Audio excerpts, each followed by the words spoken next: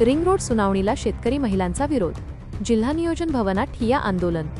नाशिक परिक्रमा मार्ग ring road प्रकल्पातील बाधित शेतकरी महिलांनी आज जिल्हा नियोजन भवनात ठिय्या आंदोलन करत विशेष सुनावणी तात्काळ रद्द करण्याची मागणी केली। शेतकऱ्यांना विश्वासात न घेता आणि कोणतीही वैयक्तिक सूचना न देता 16 व 17 जुलैच्या सुनावण्या आयोजित करण्यात आल्याचा आरोप आंदोलकांनी केला।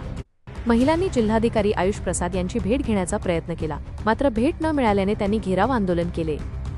मुख्यमंत्री स्तरावरील बैठकीचे आदेश जाहीर होईपर्यंत आणि भूसंपादनाचे सुधारित मूल्यांकन होईपर्यंत कोणतीही सुनावणी मान्य नसल्याचे आंदोलकांनी स्पष्ट केले। प्रशासनाने जबरदस्ती केल्यास लोकशाही मार्गाने तीव्र आंदोलन करण्याचा इशाराही देण्यात आला।